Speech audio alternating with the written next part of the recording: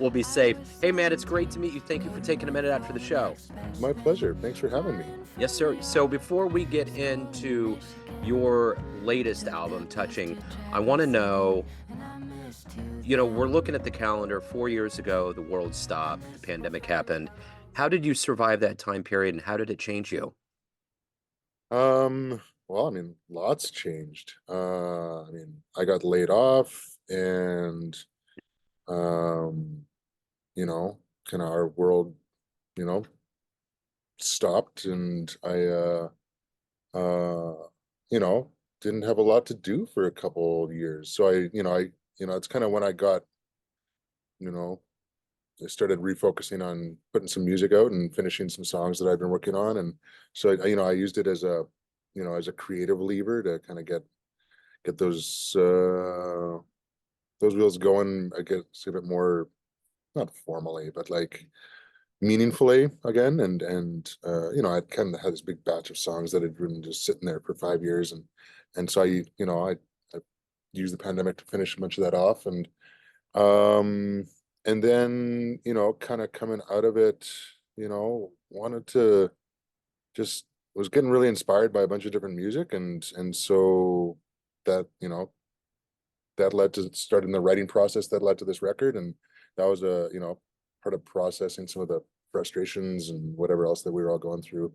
Definitely made its way into the music, and informed some of maybe the left turn decisions that happened. And yeah, I went into the pandemic with a toddler and came out with a full-blown human and as a dad. And you know it yeah, like life kind of did, took some twists there. For But I mean, sure. yeah, for lots of people. So I Can Be Two People at Once is the new album. Talk to me a little bit about how good it feels to have this album out and kind of the artistic forces that went into it. Oh man, this record, this is my favorite thing I've ever made. And this is a really hard record to make. If you listen to the stuff that I put out before this, it's definitely, it's not in this vibe at all. And I come from the folk rock pop world, and played in indie rock bands for a long time, and I guess I was bored. And and I spent a few years here producing the jazz festival and kind of fell in love with a whole bunch of new music. And um it just, I wanted to kind of funnel some of those new musical crushes and through my brain, and that led to this. And it's um yeah, it was a really hard record to make because everything was kind of the opposite of how I'd done things in the past. And you know um I had hit writer's block a couple times. And so I think there's something about when you kind of push through something that's challenging, you kind of feel excited about it on the other side. And so yeah, I come out of it just feeling like I achieved what I set out to do, and that was to kind of like give my artistic path a bit of a shake up. Um and I think it's a really weird record, but I think that those who get it are going to really get it and really love it, because it's intense and beautiful. And I can't wait for people to hear it. So, So what are you ultimately hoping people get from this album? oh man, I think that's going to be different for so many different people. Um, there's going to be people that connect to some of the jazzier bits. There's going to be people that connect to some of the noisy stuff. There's going to be people that connect to the lyrics. Um, and I think that, I think as I've, gone on in my kind of creative career, I've, I've just learned that I may not have, this huge, massive fan base, but the people that dig what I do dig it a lot. And they, when they care a lot. And that's been really cool to have these people just like really connect deeply with what I'm making. And so I think that there'll be some new people that get attracted to this music because it's different from anything I've done before. And I can't wait to hear their thoughts on it. I think, I'm kind of, what's the word? it just feels like carte blanche a little bit, it's wide open, it's such a, different kind of record in my creative path that I don't really know what people are gonna take out of it. Some people are gonna totally hate it and thinks it's abrasive and noisy, and other people are gonna be like, really love that about it. So we'll see. Yeah, Yeah, for sure. So how did this music journey begin for you? Take me back to the beginnings and who were some early influences and how it took off? for sure. Well, I think that um the whole record kind of got kickstarted by working on a song of Curtis Noasad's. And so I don't know if you're familiar with Curtis Noasad. He's Yes. a jazz drummer in New York, and he's an old friend of mine. He's from up here originally, and we've done stuff in the past before. I've recorded records he's been on. We've been good creative pals for a long time, but we never, you know, um, I guess he had a song called "The Water Protectors," and he was seeking out some people to do some remixes, and so my friend Alistair and I wanted to do a remix, and instead of just like doing a remix where you kind of chop it up a bit and stick a new beat behind it, we undertook a kind of goofy process where we made micro samples of like milliseconds of the waveforms of his instruments and then processed those into essentially new synthetic instruments. We basically built synthesizer sounds out of the trumpet, out of the upright bass, out of the attack of the guitar pick hitting the guitar strings, whatever. I think our snare drum, one of our snare samples is that that first tick of a guitar pick hitting the string, and we'd kind of just take little bits of waveforms and turn them into things and then start writing a new piece of music and then working in some longer samples, some of the sax lines or in some of the vocal things from his song. And so it's the entire song was, so this is all Harvest in the Time of Children. Every single sound on that song comes from Curtis's multi-track. We did not record anything new. Everything is taking his song and just processing it in wild ways. And so, and working on that was really energizing. And um, yeah, it just kind of kickstarted. I was like, well, I love all this Donny McCaslin stuff. I love all this Mackay Craven stuff. I love Jakob Bro and and some of the stuff that's happening in the UK on the jazz side where it's, kind of a bit more wild and adventurous. And I was like, well, maybe there's a path that I can grab some of these ideas and run them through my brain and see what happens. So, those are maybe I don't claim at all at all. No claim at all to be anywhere in the league of those phenomenal artists, but they were the ones that were inspiring me where I was listening to them and like, man, this is really awesome and inventive and powerful and let's use it as a jumping off point. So what was the first live show that you ever saw that blew you away? Like um in that's a long well that's a I've seen a lot of shows. This is I guess let's contextualize this.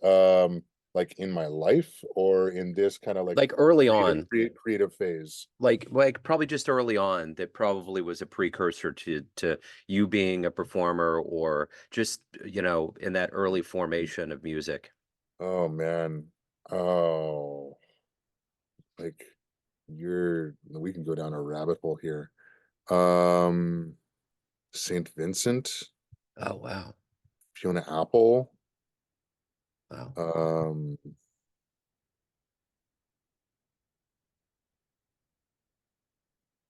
Kamasi, um, we How go, about I mean, jazz? well, Kamasi, Washington, Okay, right? come on. See, that's right. Yeah, Okay, yeah, yeah, you did. yeah. Yeah, yeah, yeah. I got stuck on Fiona and the others for a Yeah, minute. totally. That's fair. Yeah, Kamasi, and I mean, I'm gonna go back to Donnie because I remember like the first time I saw Donnie McCaslin, I just like, blown away. It just felt like everything you know, right up my alley. And let's see, Nicholas Payton. Um, That's quite a list. No, I think that's yeah, that's great. Yeah, yeah. that's I've pretty seen, stellar. yeah, some of those shows have just been, yeah, like phenomenal players. There's a Christian McBride show where I felt like all the guys were really grumpy that day. I don't know, it's a long travel day or something. I don't know. And I remember just like them being on stage and just like all being a little like, oh, don't Yeah. want to be here, and just knocking it out of the park and just playing just an unreal set. And feeling like I was in a room that, a little bit of magic happened in the room that day. And sometimes a grumpy musician makes a good show. So yeah. Yeah, absolutely. I know that was the case with Tom York. It was all dependent on his mood, and I saw him in St. Louis. Oh, Uh, nice. yeah, I think in '03 or '04, and it was pretty stellar. Um, Cool. but so what do you like the best about being a professional musician? What is it that motivates you the most? Oh, I have no choice in the matter. I'm an artist. I make stuff. If I don't make stuff, I go a little nuts. And so I have to find a way to just, I get ideas and I get inspirations, and stuff just shows up in my brain. And if I do the work to capture it and, kind of be a funnel and a conduit for the music, then my soul grows. And if I don't, then I get a little, I don't know, disconnected from myself. And, maybe a little bit, you know, my mental health would struggle. Or like I think for me, like being an artist is so um it's become just it's such an essential part of who I am, that it's if I don't, if I don't support that part of me, then um I'm being untrue to myself. So Yeah. whether there's an audience or not, whether there's money or not, it's like I've gotta do it, and we'll figure out the rest on the other side. So, how good does it feel to segue into this jazz community? You had mentioned getting to a point where you wanted something different, and now you're here. How does it feel overall?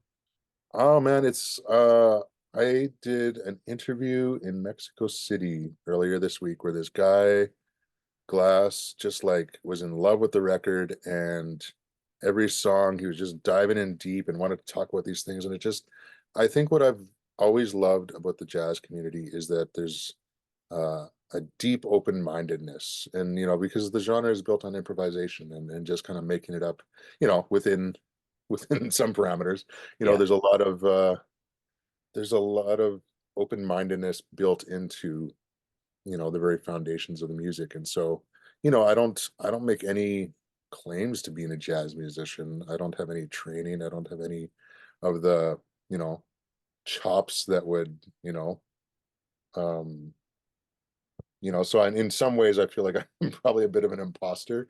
But I made this record that you know feels like that's where its roots are. it's yeah. it's it's its roots are in jazz, and I wanted to run it, just see what I could do with that. And yeah, so um we'll see how people react to it. And I think that there'll be some people that probably you know think it sucks, and there'll be some people that really love it and think that it's fun and adventurous. So we'll see how it goes. But my experiences with the jazz community are that, like, loving, open-minded, good-hearted people that want to have their ears challenged and kind Yeah. of want to hear the world in new ways. So I think that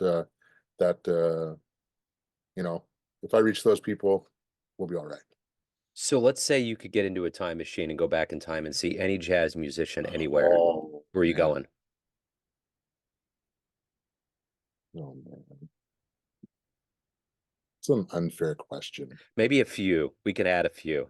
Yeah, like, does Nina Simone count? I want to hang out Oh with Nina. yeah. Uh-huh. I want to hang out with Nina.